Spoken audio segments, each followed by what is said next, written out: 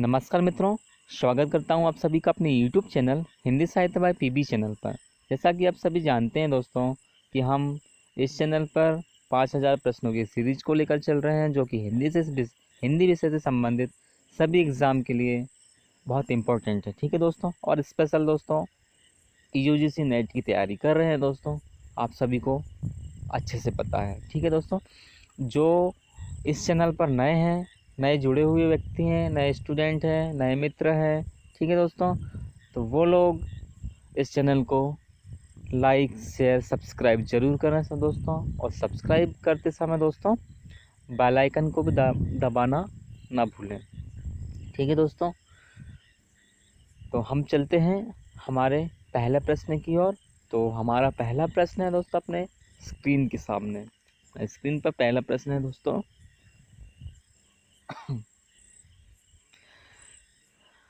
याद ना हो याद की विधा है। क्या है दोस्तों? याद ना हो याद की विधा है संस्मरण। क्या है दोस्तों? संस्मरण। अगला प्रश्न है, मेरी कॉलेज डायरी रचना के लेखक हैं। मेरी कॉलेज डायरी रचना के लेखक हैं दोस्तों, तो वो हैं धीरेन्द्र वर्मा। अगला प्रश्न, महाराजपुर से ग्वारी घाट किसका यात्रा वृत्तांत है। महाराजपुर से ग्वारी घाट किसका यात्रा वृत्तांत है दोस्तों, तो वो है अमृतलाल बेगड़। ठीक है। अगला प्रश्न है दोस्तों, कठिन गद्य का प्रेत व वैष्णव चेतना का कवि कौन है। कठिन गद्य का प्रेत या वैष्णव चेतना का कवि कौन है, तो वो है दोस्तों, कौन है? आज्ञा जी। अगला प्रश्न है, सुदामा पांडे का प्रजातंत्र कविता है। सुदामा पांडे का प्रजातंत्र कविता है, वो किसकी है दोस्तों? धूमिल जी की है। ठीक है। अगला प्रश्न है दोस्तों, प्रसाद की ममता कहानी की नायिका ममता ने किस मुगल बादशाह की जान बचाई, तो दोस्तों हुमायूं। ठीक है। अगला प्रश्न, किसकी कविताओं को स्वाधीन भारत का इस्पाती ढांचा कहा जाता है। तो किसकी कविता को कहा जाता है दोस्तों इस्पाती ढांचा? मुक्तिबोध की। ठीक है। अगला प्रश्न है, नकीनवाद जिसे प्रपद्यवाद के नाम से भी जाना जाता है में शामिल नहीं है, तो वो है केदारनाथ सिंह का। ठीक है। अगला प्रश्न है, तार सप्तक के प्रवर्तन का श्रेय अज्ञेय को है, परंतु मूलतः है निम्न किस दिमाग की उपज है। किसकी दिमाग की उपज है दोस्तों? वो प्रभाकर माचवे जी की। अगला प्रश्न है, दिनकर रचित व्हाइट पीपल की विधा है, तो वो विधा है दोस्तों भेंट वार्ता। अगला प्रश्न है, रंगों की बोली रचना है। रंगों की बोली रचना है दोस्तों, तो वो किसकी है? माखन लाल जी की। अगला प्रश्न है, रंगराची किसके जीवन पर आधारित उपन्यास है। रंगराची किसके जीवन पर आधारित उपन्यास है, तो वो किसका है? मीरा। अगला प्रश्न, भरतेश्वर बाहुबली राज किस प्रकार का काव्य ग्रंथ है। भरतेश्वर बाहुबली राज किस प्रकार का काव्य ग्रंथ है दोस्तों? वो है खंड काव्य। अगला प्रश्न, मन्नू भंडारी का खुद का पहला उपन्यास कौन सा है।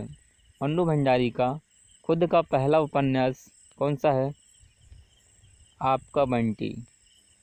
अगला प्रश्न, इतिहास लेखन की सबसे अविकसित पद्धति है। इतिहास लेखन की सबसे अविकसित पद्धति वो है वर्णानुक्रम पद्धति।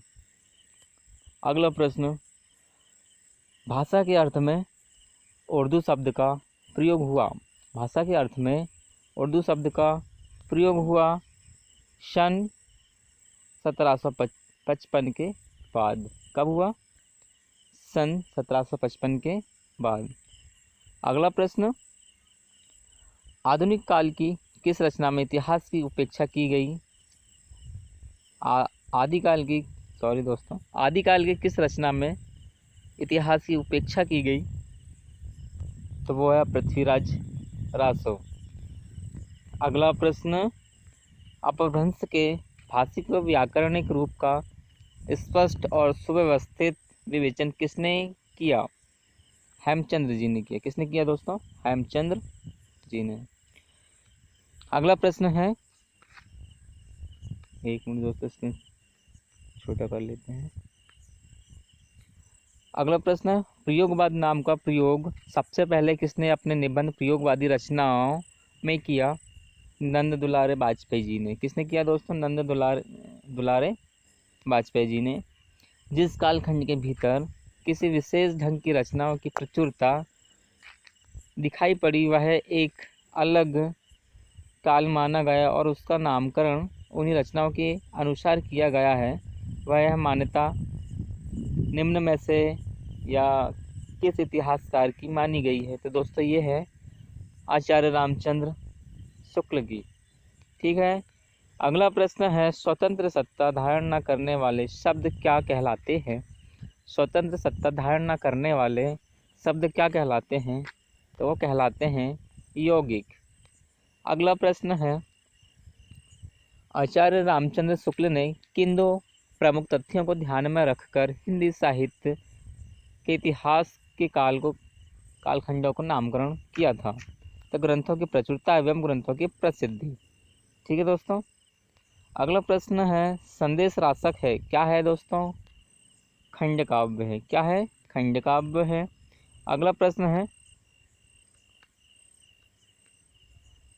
प्रश्न है, हरिश्चंद्री हिंदी शब्द का प्रयोग किस इतिहासकार ने अपने इतिहास ग्रंथ में किया? हरिश्चंद्री हिंदी शब्द का प्रयोग किस इतिहासकार ने अपने इतिहास ग्रंथ में किया? तो वो है रामचंद्र शुक्ल जी। अगला प्रश्न है, उपन्यास शब्द का प्रथम प्रयोग किसने किया? उपन्यास शब्द का सर्वप्रथम प्रयोग किसने किया? तो दोस्तों भारतेंदु हरिश्चंद्र जी ने। इम्पोर्टेंट प्रश्न है दोस्तों। ठीक है। सर्वप्रथम हिंदी में पत्रात्मक प्रविधि का प्रवर्तन किसने किया? तो वो है पांड्यवचन शर्मा उग्र जी ने। किसने? पांड्यवचन शर्मा उग्र जी ने। अगला प्रश्न, प्रेमचंद ने उपन्यास की किस लेखन परंपरा का प्रवर्तन किया? तो वो आदर्शोन्मुख यथार्थवादी की। ठीक है। अगला प्रश्न है, प्रेमचंद का मूल रूप में हिंदी में लिखा गया प्रथम उपन्यास है। प्रेमचंद का मूल रूप से हिंदी में लिखा गया प्रथम उपन्यास कायाकल्प है। कौन सा है दोस्तों? कायाकल्प। अगला प्रश्न, मुहावरों का पाठ्यपुस्तक किस उपन्यास को कहा जाता है? मुहावरों का पाठ्यपुस्तक किस उपन्यास को कहा जाता है? तो वो है ठेठ हिंदी का ठाठ। किसको कहा जाता है? ठेठ हिंदी का ठाठ उपन्यास को। अगला प्रश्न है, रिपुदारण रास किस भाषा में है? रिपुदारण रास किस भाषा में है? तो ये है संस्कृत भाषा में। अगला प्रश्न है, उपन्यास टेढ़े मेढ़े रास्ते का रचनात्मक उत्तर सीधा साधा रास्ता उपन्यास लिखकर किसने दिया? तो रांगे राघव जी ने। ठीक है।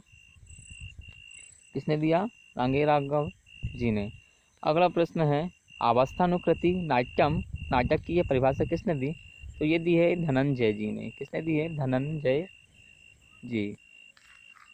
ठीक है दोस्तों, आज की वीडियो यहीं पर समाप्त होती है। कल लेकर आऊँगा नए अच्छे प्रश्नों के साथ आऊँगा। ठीक है दोस्तों, तो आप सभी से मैं विदा लेता हूँ दोस्तों। साथ में आपको ये बताना चाहूँगा या रिक्वेस्ट करना चाहूँगा कि आप इस वीडियो को लाइक शेयर सब्सक्राइब ज़रूर करें। साथ में बेल आइकन को भी प्रेस करें ताकि आने वाले हर वीडियो का नोटिफिकेशन आपको सबसे पहले मिलेगा। ठीक है दोस्तों।